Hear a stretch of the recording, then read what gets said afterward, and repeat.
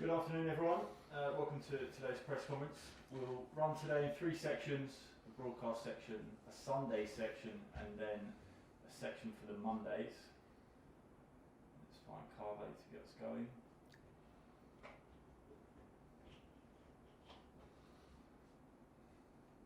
Coming to you now, Carve.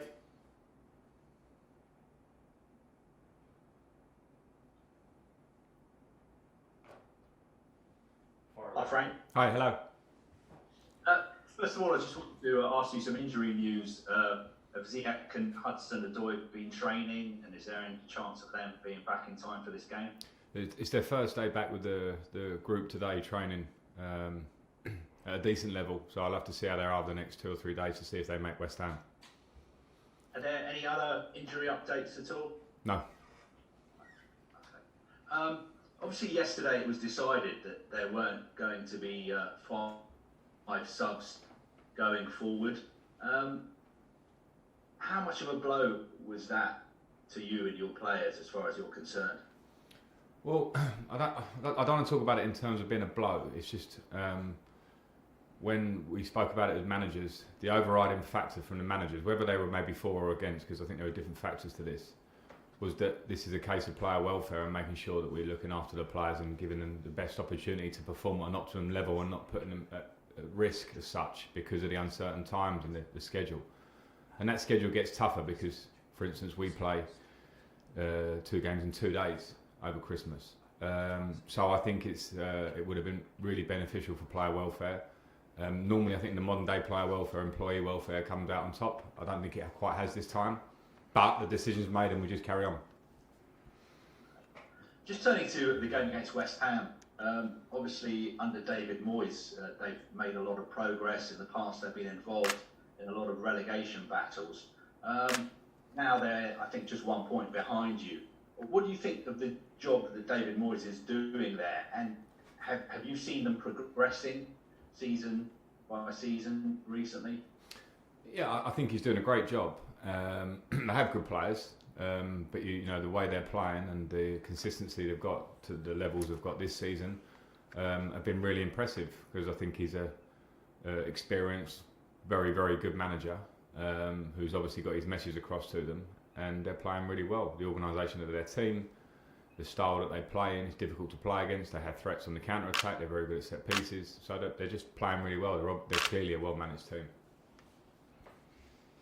Does it mean more to you when you play against West Ham because of your history with the club and also your father's record of playing for West Ham? If I'm honest, it did when I played. As a manager, my role now, it doesn't. Maybe I've mellowed or something's changed, but I also, you know, I focus on what's necessary for the club. Maybe I took it on me personally to really get up for that game against West Ham because I'd played for them before. But now I don't. I just see it as another game, particularly off the back of 2 defeats for us. It's an important game just for us to approach in the way of we want to get back on track where we were before these 2 games.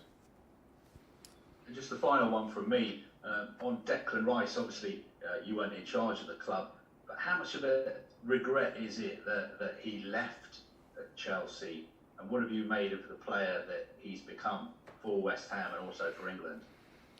Well, he's a fantastic player for West Ham and England, so fair play, because his journey there of leaving Chelsea and going to West Ham, it's a good story to hear, because there are lots of those stories for different reasons to whatever level, and that shows a strength of character.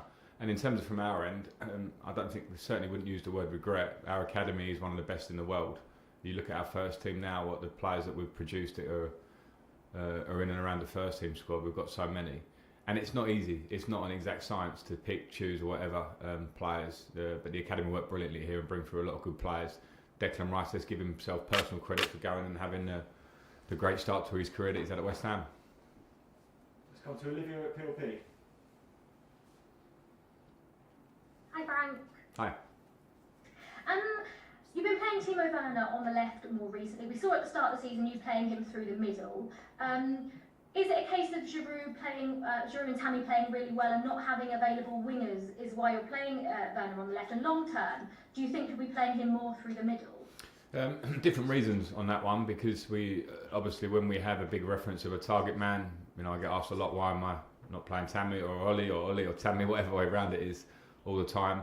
And Timo, for Leipzig and for Germany, has played as a number 9 on the side, slightly behind sometimes. So he's played all those roles everywhere he's been. So I don't think it's a problem for him to play there for us, and he could be used in various roles across that front three. And also, just a quick question on Kai Havertz. He has struggled, especially after the whole COVID thing.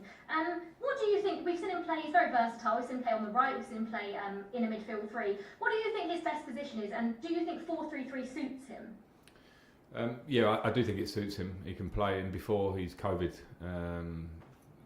period, he was playing very well on the right side of the 8, in the 8 position for us, and I think he can play various positions. He said that, but of course consistency in a position is sometimes a good thing, and that's what I want to get for him. But I think the reaction around Kai is, when you look and you really analyse what's happened here, Kai came in without any form of pre-season, just started to really play well early in the season and gets COVID, and now comes back, and all eyes are on because of the price tag. But I think we must have huge perspective here. I've mentioned some of the greatest players the Premier League's seen have taken time to succeed in the Premier League. Some of them have been and gone away and come back to the Premier League and become great players, and we all know who those examples are. So I'm not saying it will take a long time for Kai, but we have to give him a bit of time to settle in on and off the pitch, and that's what's happening. I'm very happy with him. I've got no problem with him, but for Chelsea fans and for us, we must give him time. And just one final question. Against Wolves, we saw Pulisic obviously play on the left, and he was causing Semedo some real problems whenever he did, and then he made that switch to the right. Is that something that you as a manager tell them to do, or is that up to the players to make that switch during the game if it's, say, not going well? Yeah, that's my decision. It can happen sometimes in game for how the game pans out and players cross over, and in those terms they maybe stay in that position for a while until they can cross back. But those are my decisions, because I have players on the wings that can play on both sides. Not all of them. Hakim Ziyech clearly has been more of a player that plays on the right, but with Timo, he's played left and right of a front 3 in his previous teams. The same for Christian, played left and right for Dortmund and did the same for us last year. And sometimes you feel like it could give the opposition a problem. When Christian moved to the right against Wolves, he dribbled into their box, went on an amazing run, nearly created a few things. So I like to see to have the option to change them at times. Let's finish this section with one from Nick. Hi Frank, thanks for your time as always. Just wondering, after the busy summer, would you anticipate doing any business in the January window? We know it's a really difficult window anyway. And just on Timo, obviously 8 games without a goal, that's not a particular problem. I'm sure you'd think he's got the strength of mind not to worry about the numbers in that way. Obviously strikers always want good numbers for goal return, don't they? But it's all swings and roundabouts, isn't it, really? And I'm sure he would view it in the same way, would he?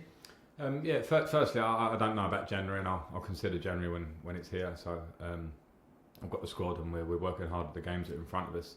With Timo, yeah, any goal scorer will want to score regularly. Simple answer, but must have the mental toughness and confidence to go through periods, because everyone will go through them. Absolutely every striker. There's not been a striker in the history of the world that can manage to score game in, game out for a long career. So there's no problem on that front.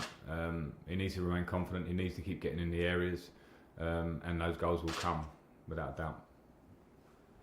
Okay, that finishes the broadcast section. We'll now move to a Sundays. If you enjoyed the video, make sure you subscribe If you really like the video, make sure you subscribe and turn on your notification.